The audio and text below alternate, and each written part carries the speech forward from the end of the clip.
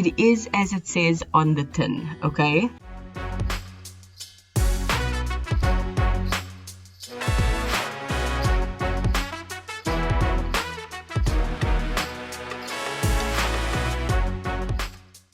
Hello and welcome back to the Traffic Talks podcast. My name is Robin, aka Pyro, and I am your host for this podcast. In today's episode, we've got something a bit off the beaten track because I'm going to give you a little technique I've developed and been using over the last while just to get me by, and especially with my journaling habit I'm trying to really stick to. I've been working very hard on making sure I'm implementing this little hack to ensure that I'm actually living, breathing, solving my issues and not just letting them slip through the cracks. So that's where I am today. Also, if you've been noticing, I have been trying to speak a bit more calmly. So if my voice sounds a bit strange or if the pacing seems a bit different, it's because I'm very conscious that some people live in fast forward where they are literally playing videos, voice notes, ebooks, audiobooks at 1.5 speed, 1.25, just to get through it faster. And in the age we live in, where there is so much content to consume, I understand that it's overwhelming and you want to get through everything. So that is why I've been trying to pace myself, just to make it easier for those who want to listen to a bit more and try and squeeze in a bit more by listening to things at a faster pace. So that is what I've been doing. Anyway, on to today's episode. So, weird title, I know, but it is something that's going to help tremendously going forward. Trust me on that. And the idea of it came from a trauma I cannot remember.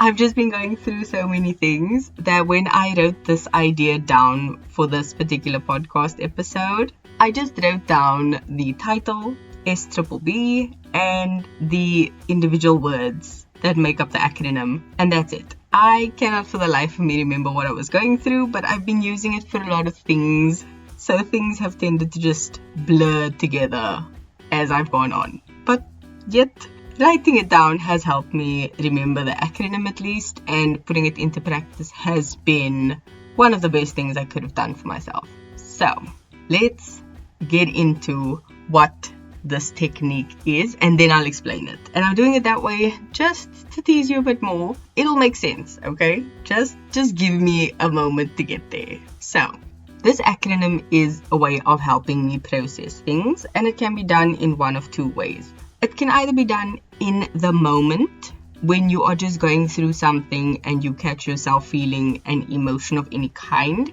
and you just need to step away and deal with it immediately. Or it can be done after the thing has happened in a more reflective way. So either just sitting and thinking about it later in the day, or in a reflection in a journal at the end of the day.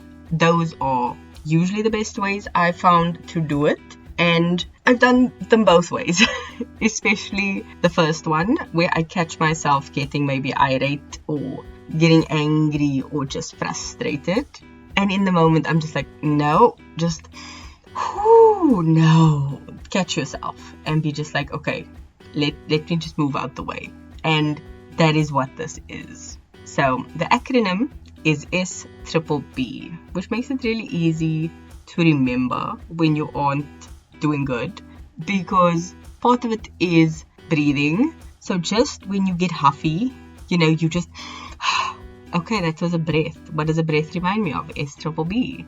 So the steps to follow are very simple, and those steps are stop, back up, breathe, and break down.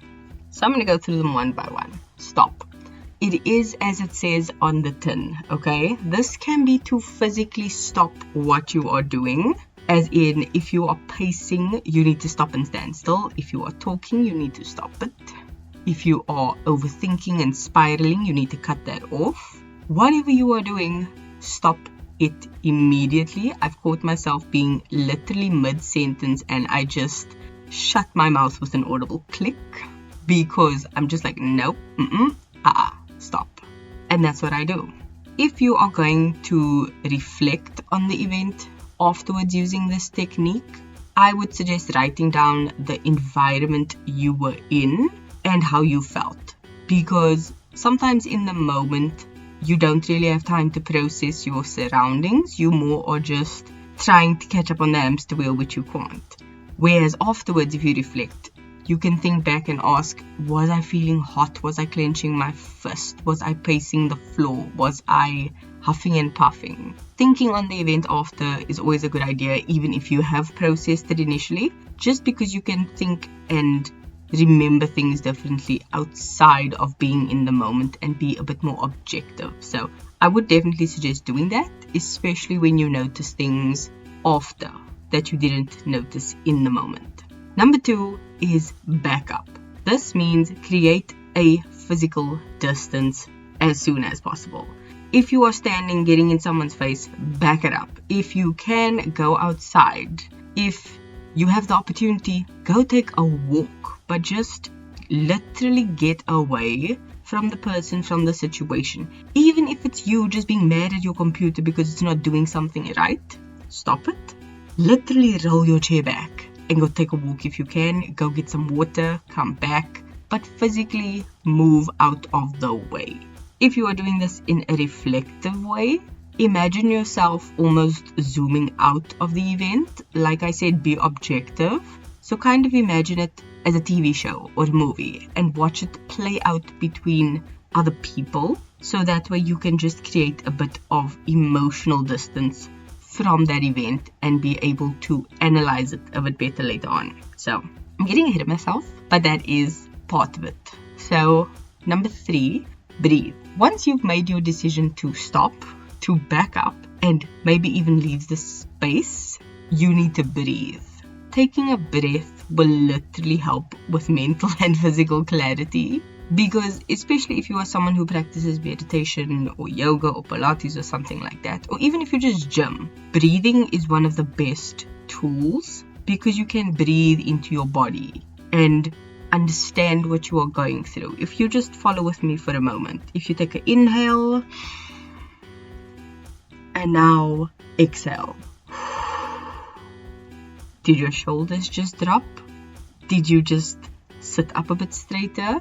Taking a breath does so much for you, and especially in a stressful, panicked, angered, insert your emotion here, whatever state you are in, taking a breath just helps you so much. And especially if you are someone who is quick to anger, or just you are very passionate about your things, so you want instant reactions, taking a breath can be the best thing for you. And if you are someone who's reflecting on the event, do the same thing. Try and breathe back into what you were feeling in that moment. Were your hands clenched and you took a breath and that was able to help you release that tenseness in your hands? Were you feeling a constriction in your chest and breathing just helped you open up the airways a bit more? And while breathing and trying to figure out what you were feeling physically, try and figure out if there's an emotion attached. So maybe your clenched fist was anger. Maybe the tightness in your chest was agitation, or maybe even sadness. It can be anything. And looking at it from a objective point of view will help you understand yourself much, much better. The last B out of the acronym is breakdown. So look, I'm not going to judge. If you need to have a literal breakdown, do that, get it out, and then come back to this and go through these steps again until you get to the proper breakdown where we are now, which is where you're going to actually look at what just happened. If you are loving the event in the moment, or if you're looking at it in a reflective way, break down everything that happened and why you think it was that way and what you can do better next time. Because events have things that precede them, okay? If you were already agitated by maybe an upsetting email, or you got a message and you're just like, ugh, this is putting me in a bad mood, someone coming and saying something to you in the wrong tone is going to be the straw that breaks the camel's back, and you're going to hop and it's not going to be good. That is something you can note for next time. However, if it's something that you don't feel is your fault, you'll be able to be like, no, I did nothing wrong because of A, B, and C, and the next time this person comes at me, I'm going to double down because I know I wasn't in the wrong. So reflecting on what happened, using different perspectives, and trying to make sure it doesn't happen in the future is the best thing you can do, especially for self-reflection, because understanding yourself is a way to ensure no one can touch you.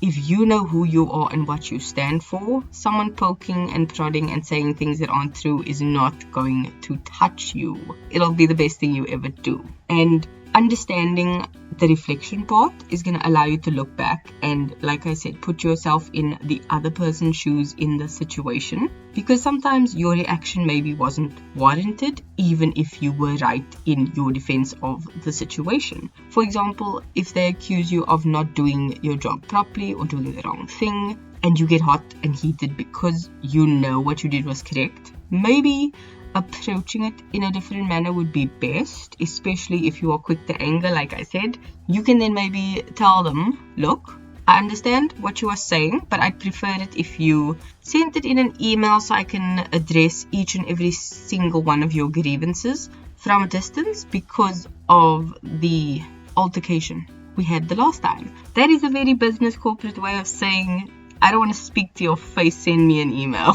You know, there's a lot of those good ones on Instagram. I've been loving those lately. So yeah, there are different options for you. And like I said, that is just one way to learn from a situation if something has happened, where you can be proactive about options for the next time should this thing happen.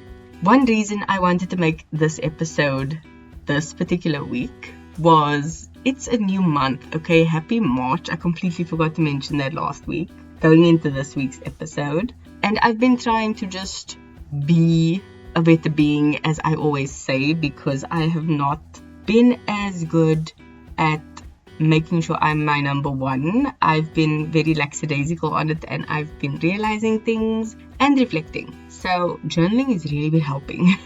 I've been really doing well, and I've been learning things about myself through that. And one of the things I've learned is I'm very, very quick to jump down someone's throat if they are, what is the polite word?